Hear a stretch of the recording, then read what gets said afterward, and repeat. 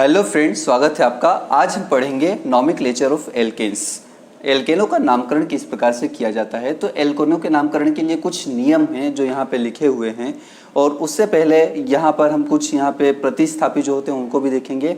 और अगर किसी चेन के अंदर अगर एक से ज़्यादा प्रतिस्थापी या सब्स्टिट्यूट होते हैं उनको किस प्रकार से लिखा जाता है वो भी हम पढ़ेंगे। तो आइए शुरू करते हैं। यहाँ पे नॉमेनक्लेचर ऑफ एल्केन्स के जो पहला रूल है वो ये बोलता है कि एल्केनों का जब भी नामकरण किया जाता है तो उसके अंदर सर्वाधिक लंबी श्रृंखला का चयन किया जाता है।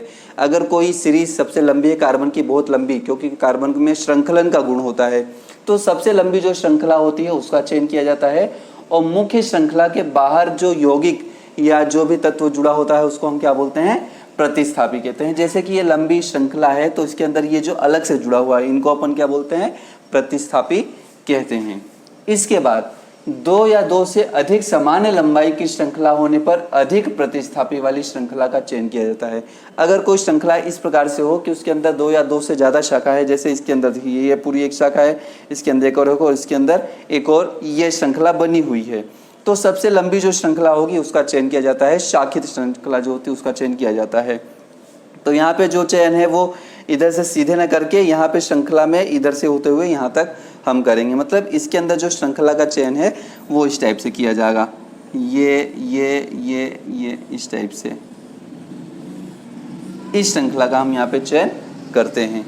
इसके बाद जो अगला पॉइंट बोल रहा है वो ये है कि नामकरण में प्रतिस्थापियों का नाम पहले लिखा जाता है तथा पूर्व लग्न का प्रयोग अल्फाबेटिकली किया जाता है। अब यहाँ पे हम देखते हैं, सबसे पहले लंबी श्रृंखला का चयन कर लेते हैं। जो आपको दिखाई दे रहा है वो हम कर लेते हैं। तो यहाँ पे सबसे लंबी जो श्रृंखला है वो ये वाली है।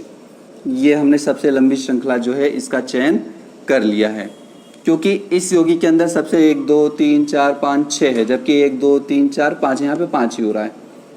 तो हमने सबसे लंबी श्रृंखला का चयन कर लिया। और इसके बाद हम क्या करते हैं, नामकरण में प्रतिस्थापियों का नाम पहले लिखा जाता है। मतलब यहाँ पे जो प्रतिस्थापी हैं इनका नाम पहले लिखा जाएगा कि ये कौन से प्रतिस्थापी इस पे जुड़े हुए हैं।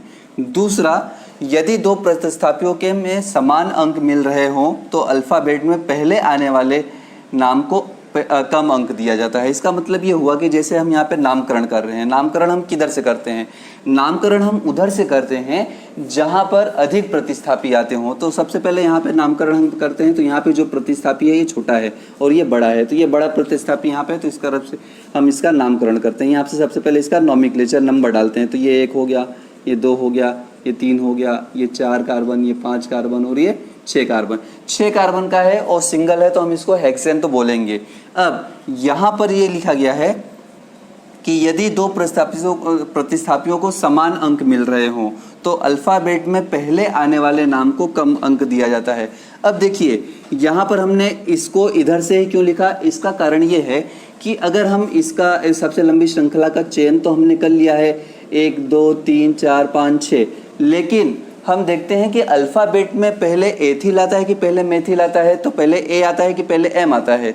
चूंकि पहले ए आता है इसलिए एथिल वाला जो ग्रुप होगा उसकी तरफ से नॉमेनक्लेचर करेंगे जिससे इसको कम नंबर मिले, क्योंकि इधर से जब नामकरण करेंगे तो यहाँ पे 1 2 3 4 5 6, तो यहाँ पे एथिल को 4 नंबर मिल रहा है। तो ये काम हमें नहीं करना है। हमें क्या करना है, हमें ऐसा काम करना है कि जो अल्फाबेटली जो पहला प्रतिस्थापी आ रहा है उसका, जिसका नाम पहले आ रहा है उसको कम नंबर देना है। तो हमने यहाँ पे 1 2 3 नंबर दिया, क्योंकि एथिल जो है उसको कम नंबर देना है। अगर यहाँ पे मेथिल है तो इसको 4 नंबर देंगे।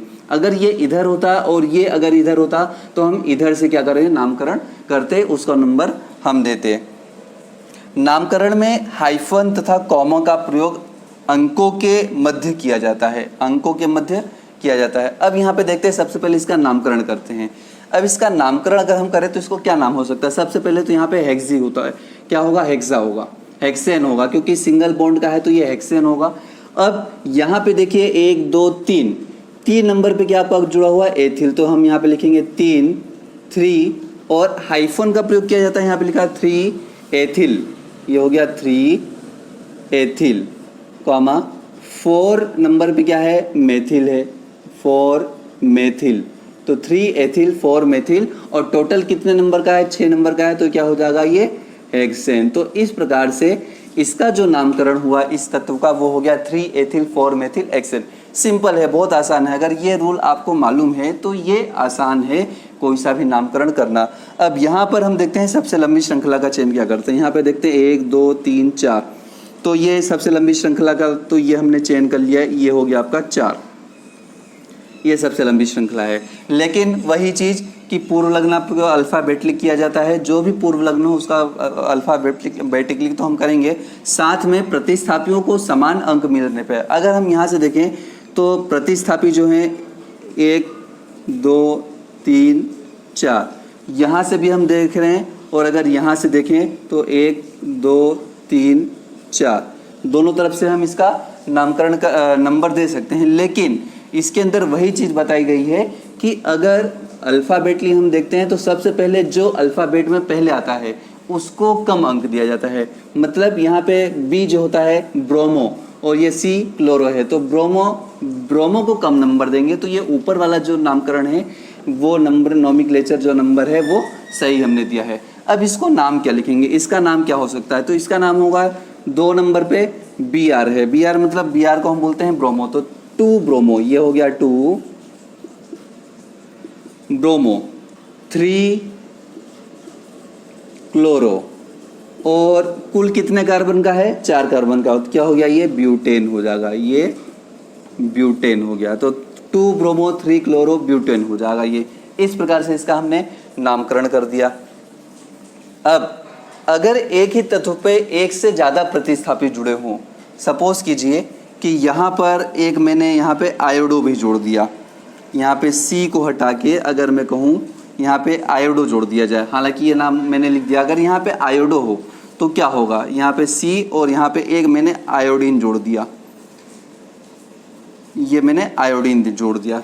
तो आयोडीन जोड़ देने पर यहाँ पे जो कार्बन नंबर ये कार्बन है इस पे ज़्यादा प्रतिस्थापी जुड़ गए, क्योंकि ये आयोडीन भी क्या हो गया, इस पे जुड़ गया, तो इस पे 2 प्रतिस्थापी जुड़े हुए हैं। तो 2 या 2 से अधिक समान लंबाई की श्रृंखला होने पर अधिक प्रतिस्थापी वाली श्रृंखला का चयन किया जाता है, वो तो हमने अलग कर लिया, ये चलो ठीक है। यहाँ पे एक और पॉइंट होगा जिसके अंदर अगर एक ही कार्बन पे ज़्यादा प्रतिस्थापी होते हैं तो ज़्यादा प्रतिस्थापी वाली जो कार्बन होता है उधर से नॉमिक्लेचर या उधर से नामकरण किया जाता है। तो यहाँ पे अगर हम देखें तो ये कार्बन इस पे ज़्यादा प्रतिस्थापी हैं, तो जो नंबर है वो इधर न देकर हम किधर से देंगे, हम यहाँ से देंगे। तो ये हो गया आपका 1 2 3 4। अब इसका नामकरण क्या होगा, अब इसका नामकरण होगा 2 क्लोरो आयोडो और 2 क्लोरो 2 आयोडो, इसको हम लिखेंगे 2 क्लोरो 2 आयोडो 3 ब्रोमो ब्यूटेन। तो इस प्रकार से मैंने आपको बताया कि अगर एक ही कार्बन पे अगर ज़्यादा प्रतिस्थापी हो तो जिधर ज़्यादा होंगे उधर से हम क्या करते हैं, नॉमिक्लेचर करते हैं। और इसी प्रकार यहाँ पे देखते हैं कि ये जो प्रतिस्थापी है सबसे लंबी श्रृंखला यहाँ पे ये होता है, और नामकरण किधर से करेंगे, तो नामकरण जहाँ पे ज़्यादा श्रृंखला जुड़ी होती है उधर से हम करते हैं। तो ये हो गया आपका 1 नंबर का कार्बन, ये 2, ये 3, ये 4, ये 5। अब इसका नाम क्या होगा, तो इसका जो नाम होगा तो यहाँ पे देखते हैं, ये जो है इस पर 3 एथिल 2 मेथिल, और ये कुल कितनी श्रृंखला का है, 1 2 3 4 5 और 1 2 3 4 5। तो हम शाखित श्रृंखला का चयन पहले करते हैं। तो यहाँ पे जो नाम होगा वो यहाँ पे होगा, 1 मिनट कहाँ गया मेरे पे, तो ये हो जाएगा आपका 3 एथिल, क्योंकि यहाँ पे 2 कार्बन वाला जुड़ा हुआ है, तो 3 एथिल हो जाएगा, ये 3 एथिल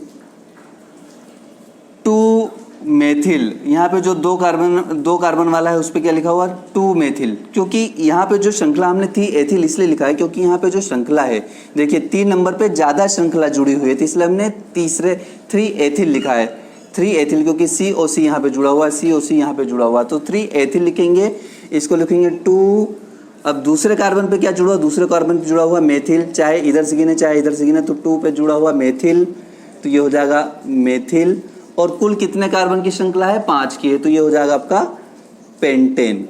तो इस प्रकार से जो नॉमिक्लेचर था कि किस प्रकार से नामीकरण किया जाता है, यहाँ पे नामकरण किया जाता है एल्केन का, वो हमने देखा। ये पॉइंट्स अगर आपको अच्छे से याद हैं और ये प्रतिस्थापी और इनको डाई टेट्राक्लोरो, अच्छा ये इनका प्रयोग जो है ये हमने नहीं किया है, लेकिन यहाँ पे क्या होता है, जैसे कि इसकी बात करें हम यहाँ पे, सपोज करो कि यहाँ पे मैंने एक और ब्रोमीन जोड़ दी, तो क्या होगा? अगर यहाँ पे मैंने एक और ब्रोमीन जोड़ दी तो इसके लिए ये होगा कि यहाँ पे 2 क्लोरो है और 2 आयोडो है और यहाँ पे 3 डाईब्रोमो हो जाएगा। क्या हो जाएगा? ये डाईब्रोमो। इसको हम लिखेंगे डाईब्रोमो, क्योंकि एक ही प्रकार के अगर 2 प्रतिस्थापी जुड़े होते हैं तो 2 के लिए डाई का प्रयोग किया जाता है, तो ये हो जाएगा डाईब्रोमो। तो इस प्रकार से नामकरण किया जाता है। तो अगर आप इसका प्रैक्टिस करते हैं और इनके और जो सॉल्यूशंस होते हैं अगर वो बुक्स में से अगर आप करते रहते हैं तो ये कंटिन्यू आप प्रैक्टिस में लाएंगे तो ये अपने आप आपको समझ में आ जाएगा कि किसको किस प्रकार से हम लिख सकते हैं, क्योंकि बहुत ही ज़्यादा यहाँ पे नियम नहीं है, कुछ नियम है और इन नियमों को अगर आपने याद कर लिया तो आराम से एल्केन का जो नोमेनक्लेचर है वो आप कर सकते हैं। तो इस वीडियो में मैंने आपको समझाने की कोशिश की किस प्रकार से आसानी से एल्केन का नामकरण किया जा सकता है। अगर आपको वीडियो अच्छा लगा हो तो इस वीडियो को लाइक कर दीजिए, शेयर कर दीजिए और सब्सक्राइब जरूर कीजिए चैनल को। अगले वीडियो तक के लिए जय हिंद।